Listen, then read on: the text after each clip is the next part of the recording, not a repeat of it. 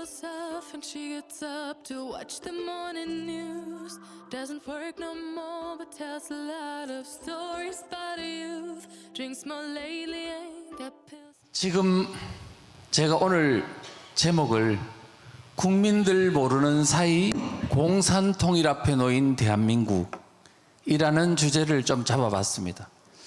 여러분들께서는 이미 사상 분야를 이해를 하시는 분들이 참 많이 있습니다만 우리가 한 번 더 정리를 해야 될 필요가 있다 싶어서 제가 말씀을 드리려고 합니다. 제가요 3가지를 오늘 말씀드리려고 하는데요. 첫째는 우리 지금 공산통일 앞에 놓여 있게 된 이유를 하나는 첫째는 북한의 대남 공작이 어떻게 대한민국 정권 장악하는 쪽으로 작동이 됐는가 하는 부분 하나고요. 두 번째는 문재인 정권과 더불어민주당 정권이 대한민국을 어떻게 체제를 바꾸어 왔는지 그 중요한 포인트를 좀 제가 말씀을 드리려고 하고요. 세 번째는 지금 이들이 체제를 바꾸고 하는 어떤 중요한 수단으로 지금 마을을 장악하는 방법을 사용하고 있다는 점 3가지를 말씀드리겠습니다. 자, 그래서요, 지금 우선 먼저는 북한이 대남 공작을 통해서 대한민국을 접수하려고 한 시도가 이게 어제 오늘 일이 절대로 아닙니다. 그래서 중요한 내용들을 제가 말씀을 좀 드리게 보겠습니다. 북한의 손안에 놀아나는 대한민국. 지금 이 내용은요, 2013년도 9월 2일 노컷뉴스에 나온 기사 내용입니다. 뭐라고 되어 있냐 하면 군 자살의 약속, 그리고 이석기 사진을 걸어놓고 그 다음에 야권연대 실현될 뻔, 이런 내용으로 되어 있습니다. 이게 무슨 내용인가? 이게 굉장히 중요한 함축된 의미가 있습니다. 그래서 제가 이제 이것을 설명을 드릴 텐데요.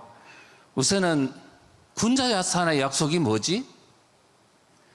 제가 보니까 2001년도 9월 달에 군자산의 약속이 일어났습니다. 충북 괴산에 가면 군자산이라는 산이 있고 거기에 보람원 수련원이라고 있는데 거기서 우리나라의 전국연합이라고 주사파의 전선체인 전국연합 대표자들이 한 700여 명이 모였습니다. 거기서 중요한 결의를 했죠. 그런데 사실은 거기서 뭐가 결의가 됐느냐 하면은 가칭 주제가요, 3년의 계획, 10년의 전망. 그게 무슨 의미냐 하면요, 자기들끼리는 그렇습니다. 3년 내에 광범위한 대중조직화를 통해 민족민주정당 건설로 10년 내에 자주적 민주정부 및 연방제 통일조국을 건설하겠다. 그러니까 적화통일을 하겠다는 거죠, 10년 내에. 자, 그런데요, 이거를 좀 설명을 좀 해드리면 핵심은 이렇습니다. 주사파들이 정당을 창설하지는 않았어요. 그런데 이제 그 전해 2001년도에 만들어진 민노당 내로 이제는 주사파들이 본격 정당으로 진입하겠다.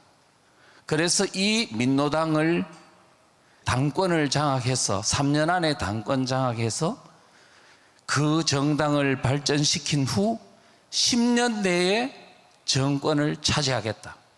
10년 내에 정권을 차지하겠다는 그 뜻은 2012년 대선에서 정권을 쟁취하겠다는 뜻입니다. 제가 그 상황을 봤을 때 웃긴다. 아니, 민노당으로 들어가서 3년 내에 당권 장악하는 건 이해하지만 그 정당, 국회의원 한 명도 없는 이 신생정당을 가지고 10년 내에 국민들의 표를 통해서 정권 잡는 게 가능할까? 저는 그렇게 생각했습니다. 그런데 10년 뒤에 2012년 대선을 보면서 얼마나 제가 놀랐는지 모릅니다. 진짜 실현될 뻔했다는 이 기사의 말이 정확히 맞는 말이기 때문에 제가 그게 어떻게 돼서 그리 됐는지를 제가 설명을 해드리도록 하겠습니다. 여러분들이 간첩단 사건은 잘 아십니다. 2006년도 10월 달에 있었던 1심의 간첩 사건. 김승규 국정원장이 조사를 해가지고 이거를 이제 그나마 한 5명이라도 이렇게 구속시키는 바람에 국민들이 알아서 그렇지, 만약에 몰랐다면 아마 지금은 대한민국은 적화 상태에 들어갔을 거라고 봅니다. 그런데 그 1심의 사건, 그 다음에 2011년도 8월 달에 있었던 인천 중심으로 활동하던 간첩단이 적발된 왕재산 간첩단 사건, 그 다음에 작년 2011년도 7월 달에 적발되었던 충북 동지의 간첩 사건, 이 세 개의 중요한 간첩 사건의 공통점이 뭘까요? 뭐냐? 이석기입니다. 이석기가 주도하는 경기동부연합이 여기에 핵심이, 이 간첩 사건의 핵심 주제라는 겁니다.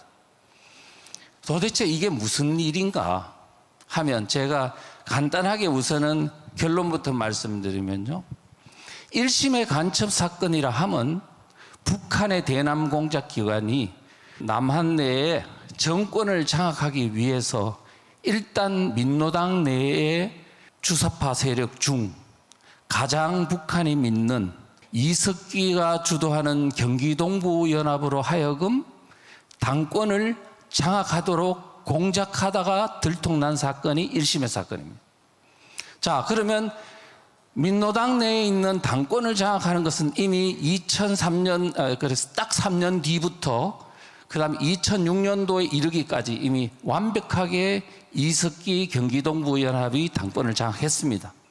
자, 그리고 나서 그 다음에 세월이 흘러서 2011년도 8월 달에 있었던 왕재산 간첩단 사건은 여러 가지 공작이 있었겠지만 그 중에서 선거와 관련된 부분을 추출해서 보면 핵심은 뭐냐? 이석기로 하여금 문재인 정권과 이제 공동정부를 구성하는 겁니다. 당권 장악하는 걸 넘어 정권을 장악하는 것이 2011년도 8월 달에 들통난 왕재산 간첩단 사건이라고. 자, 그러면요, 작년에 적발된 충북 동지의 핵심은 또 뭐냐? 이것은 약간 좀 더 조사가 필요합니다만 제가 추정컨대는 이거는 이석기의 경기동부연합이 이미 민주당 내로 다 들어갔습니다. 곳곳에 다 퍼져 있습니다. 그래서 이재명을 이미 대통령 후보를 북한으로 하여금 선임되도록 지원하고 또 그것을 밀고 해서 이제는 공동정권이 아니고 단독 정권을 장악하는 것이 하다가 지금 들통난 사건이 충북 동지의 사건이 아닌가 이렇게 생각합니다. 그러니까 결론적으로 다시 종합해보면 북한의 정권을 장악하려고 하는 이 시도는 지금 이석기가 9년 동안 교도소에 있었기 때문에 그 사람은 잊혀진 인물이라고 잘못 착각하시면 안 된다. 지금은 이제 용인 성남 지역에서만 영향력을 행사하는 게 아니고 이제는 대한민국 전역을 장악하고 있다는 사실을 절대로 간과해서는 안 된다는 말씀을 드리겠습니다. 이제 구체적으로 다시 보면요, 1심의 사건에 어떤 드러난 그 수사 자료들을 보면 잘 나와 있습니다. 잘 나와 있는데 어떤 내용이 되어 있냐면 당대표는 여러분 아시죠?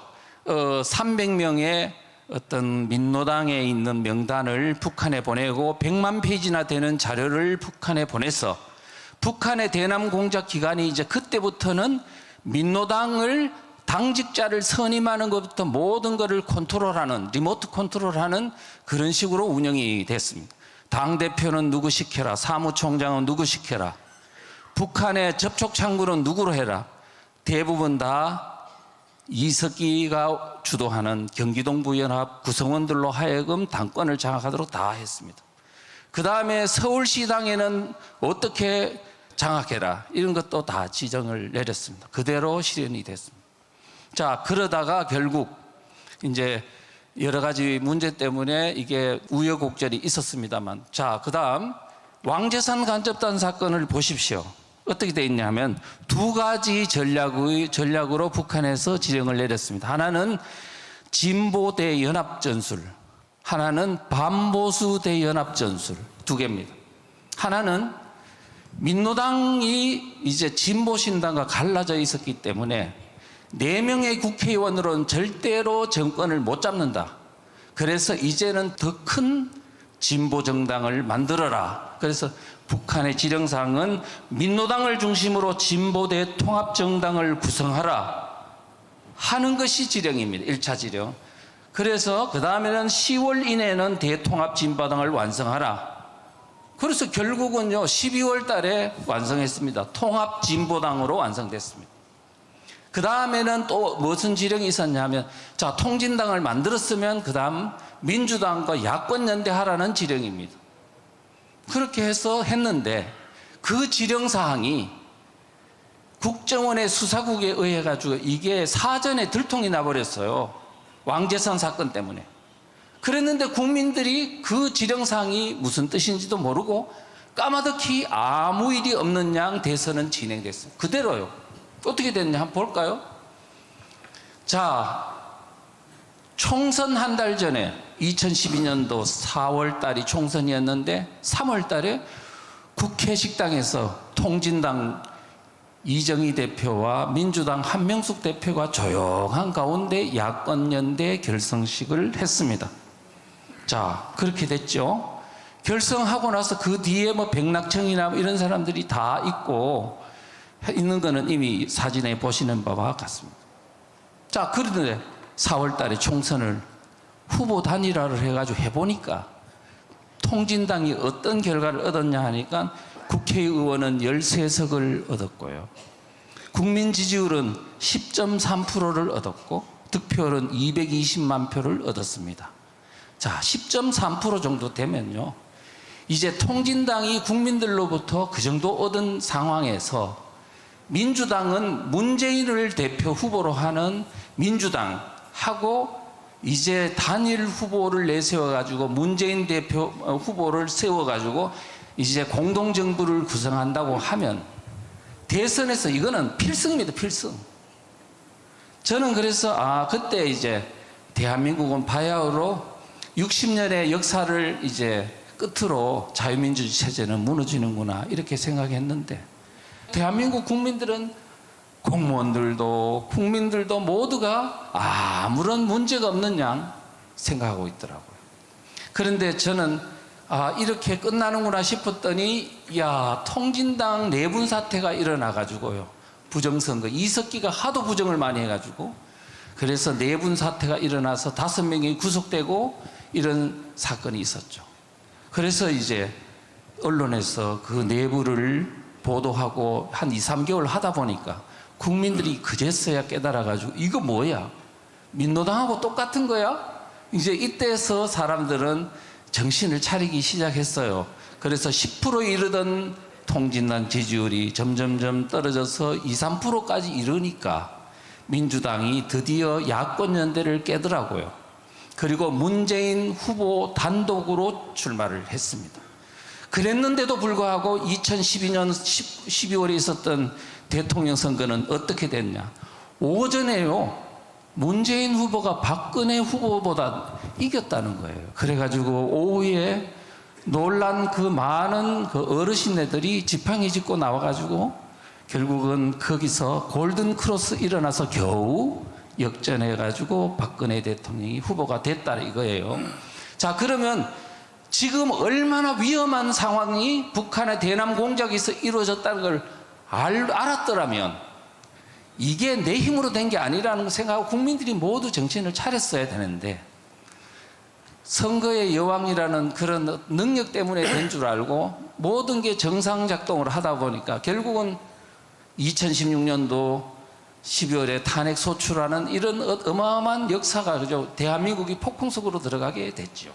결국은 이거는 박근혜 대통령 혼자의 잘못이라기보다는 우리 국민 모두의 사상에 대한 몰지각한 미각성, 그다음 북한의 어떤 대남 공작에 대한 실상을 모른 데 돼서부터 나왔다. 이렇게 이제 생각합니다. 자, 그 정도로 하고 충북 동지에도 보니까 이랬네요. 이거 2012년 대선과 관련된 거를 북한에다가 요청을 했어요. 뭐라고 했냐면, 그러니까 저작년이죠. 7월 18일 날 이 문화교류국으로 통지문을 보냈는데 이렇게 보냈어요. 이 지사가 민주개혁 세력의 대선 후보가 되도록 본사에서 적극 조치를 취해달라. 아니, 이재명 후보를 대통령 후보가 되도록 지원해달라고 북한에다가 지금 보냈어요. 그 다음에 북한에서는 또 뭐가 있냐 하면은 반응이 왔어, 답장이 왔어요. 이렇게 왔네요. 이재명이 대선 후보로 나서지만 아직 넘어야 될 산이 많다고 본다. 그가 당선되면 회사에서 바라는 통일 대통령이 될 수 있겠는가 하는 문제도 아직은 결론 내리기 어려울 것 같다라고 했어요. 그런데 나중에 후보가 된 걸 보면 분명히 뭔가 여기에는 이미 북한의 나름 결정이 있었다, 이렇게 생각이 됩니다. 자, 이런 걸 볼 때 이게 우리 지금 대한민국의 정치판이 북한의 대남 공작 손바닥 안에서 지금 놀고 있다는 사실을 우리 국민들이 다 각성해야 된다는 겁니다. 자, 그 다음 두 번째는 더불어민주당이 어떤 나라를 만들려고 했나 하는 문제를 우리가 꼭 살펴봐야 하는데요. 여기서 반드시 알아봐야 될 거는 그들을 2018년도 3월 달에 더불어민주당이 헌법 개정 초안을 만들었는데 우리 일반 국민들은 거기에 대해서 관심이 없어요. 그런데 저는 유심하게 봅니다. 왜? 비록 그게 기독교 세력에 의해 가지고 저지는 됐지만 그들이 어떤 나라를 만들려고 했는가에 관해서 그 속에 답이 다 있기 때문입니다. 자, 내용을 한번 볼게요. 다 치우고요. 몇 개만 딱 보겠습니다. 자유민주적 지본질서라는 말 속에 자유자를 뺐다가 3시간 만에 반발이 있으니까 다시 넣기도 했습니다. 자유를 빼려고 하는구나. 그 다음에 두 번째는 기본권 향유 주체를 지금까지는 모든 기본권의 향유 주체는 국민이라고 되어 있습니다. 이거를 국민을 사람으로 바꿨습니다. 사람으로 바꾸면 어떤 일이 벌어지냐. 이제 중국인도 이슬람인도 이제는 외국인도 다 기본권을 향유할 수 있게 되는 이상한 헌법이 되는 거죠. 왜 그럴까 계속 고민을 했는데 나중에서야 알게 됐습니다. 주민자치기본법을 딱 보니까 이제 대한민국의 읍면동 하부 마을 속으로 외국인과 조선족 같은 대거 중국인들이 공산주의, 사회주의 사상을 가진 사람들을 읍면동 마을로 다 퍼뜨리려고 하는 시도들이 이제 그거를 보는 순간 헌법 안에 왜 국민을 사람으로 넣으려고 했는지를 알게 됐습니다. 결국 대한민국의 하부 구조를 바꾸려고 하는 아주 음흉한 시도가 헌법 초안 안에 다 있었다는 겁니다. 자, 그 다음에 또 하나는요. 근로자를 노동자로 바꿨습니다. 근로자는 자유민주주의 체제의 시장경제 체제의 용어라면 노동자는 뭐냐면 그겁니다. 바로 마르크스적 용어죠. 그 다음에 양심의 자유를 사상의 자유로 바꿨더라고요. 사상의 자유로 바꾸면 뭐 어떻게 되냐? 결국은 국가범법은 없어지고 공산주의, 사회주의, 주체 사상을 마음껏 조직하고 활동하고 선전하는 자유가 헌법상 권리로 보장이 되는 거죠. 그러면 대한민국은 끝나는 거죠, 사상적으로. 이와 같이 자유민주주의 체제를 해체하려고 하는 시도들이 그들의 헌법 초안 안에 다 있었는데 우리 국민들은 까마득히 모르고 관심이 없었다는 겁니다. 자, 그러면 이재명 문제를 한번 볼게요. 왜 봐야 되느냐? 문재인 정권은 가고 이제 이재명 시대가 열리고 하기 때문에 이 사람에 대한 것도 봐야 합니다. 만약 지난번엔 이재명 대통령이 당선되었으면 어떤 일이 벌어지냐? 저는 봤습니다. 자유민주주의 대한민국은 소멸의 길로 끝날 거라고 봤는데요.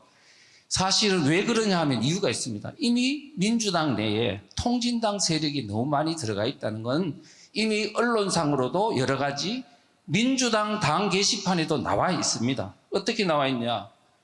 이번 경선 결과에 따라 민주당을 지킬 수 있을지 아니면 저 미친 통진당 세력에게 통째로 빼앗길지 결정될 것으로 보이는 거래요. 이미 당 내부 사람들은 알고 있다는 거예요. 그런데 지금 이제 통진당 세력과 이재명과의 관계 문제인데요. 이미 그 당원 게시판에 보니까 그 관계가 어제 오늘 일이 아니고 언제로부터 올라가느냐 하니까 90년도 초반에 한 총련 만들어질 때 용인 성남 지역의 용성 총련 때 이재명이가 그 용성 총련의 변호사를 했다는 거예요. 자, 그리고 2010년도 여러분 아시다시피 이미 민노당에 있는 김미희가 사퇴를 하고 이재명과 야권 연대를 했거든요. 그래서 이재명 시장이 출범할 때 인수위원장으로 가고 그 밑에 경기동부 연합이 쫙 깔려가지고 이미 성남시장은 그들과 한 몸이 되었다는 평가들이 이미 곳곳에서 다 나오고 있는 상황 아닙니까? 자, 이런 것을 볼 때 이게 보통 심각한 문제가 아니다는 걸 알고 그 다음에 이재명이 꿈꾸는 나라는 어떠냐? 그 본인의 사상관도 한번 볼 필요가 있다는 거예요.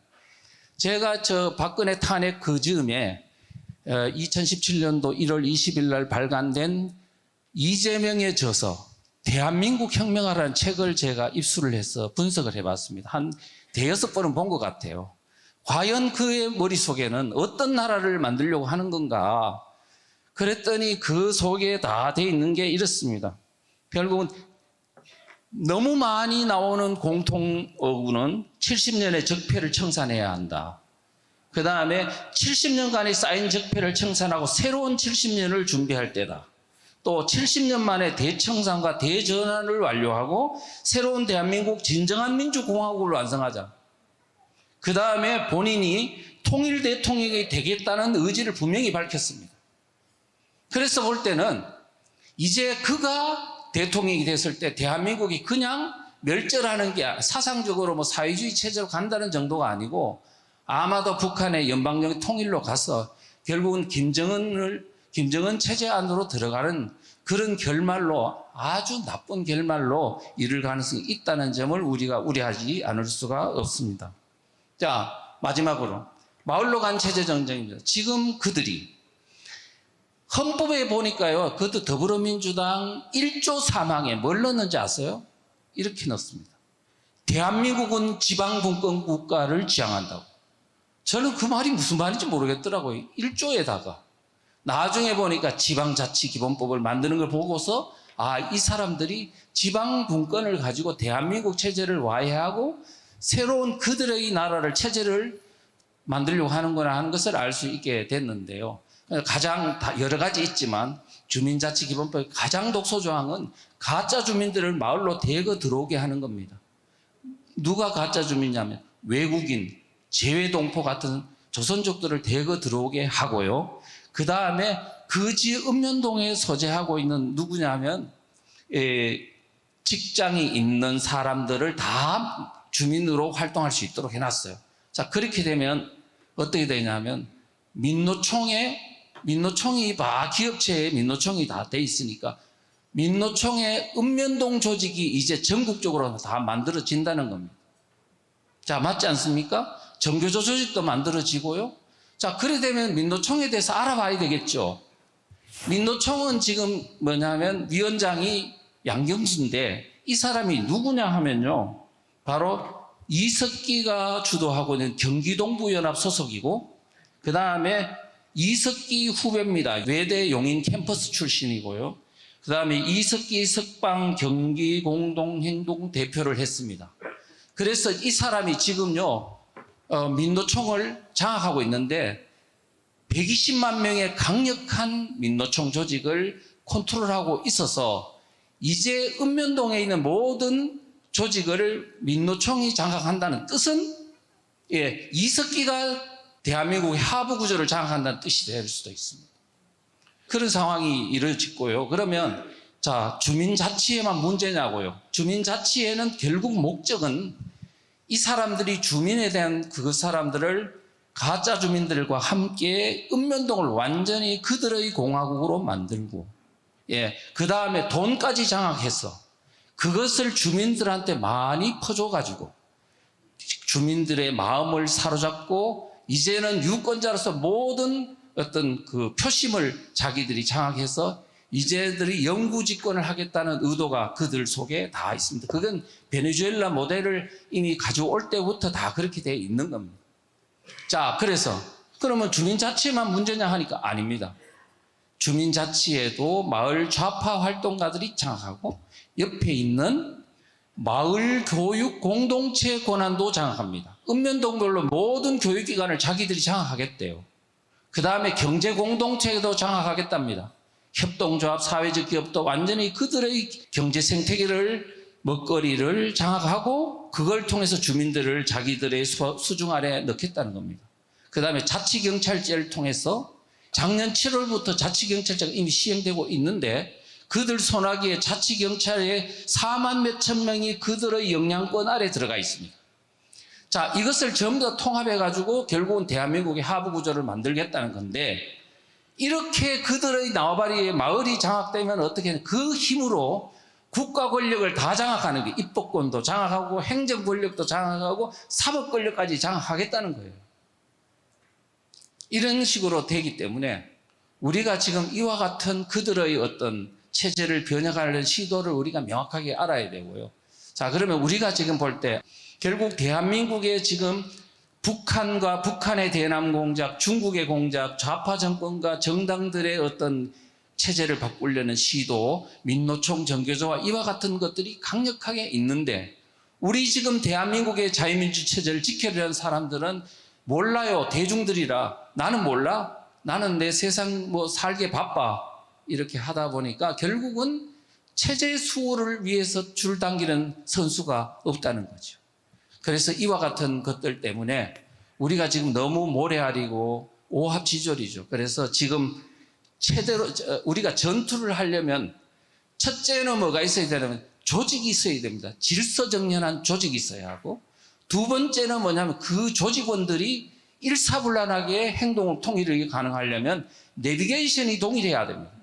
그러려면 뭐가 있어야 되나? 동일한 교범이 있어야 하고 그 다음에는 뭐냐면 그것을 교범을 자기화시키는 구성원들에게 교육시키는 그런 어떤 교육훈련이 필수적으로 병행이 돼야 된다. 이런 말씀을 드립니다. But a shop was built right across the street. It stands where the sunrise used to be. In the afternoons on the couch to read, goes through old pictures and memories. Our heroes have been forgotten. Our heroes so brave and bold. Our heroes have been forgotten. Our heroes so they got old. Our heroes have been forgotten. Our heroes so brave and bold. Our heroes have been forgotten. Our heroes so they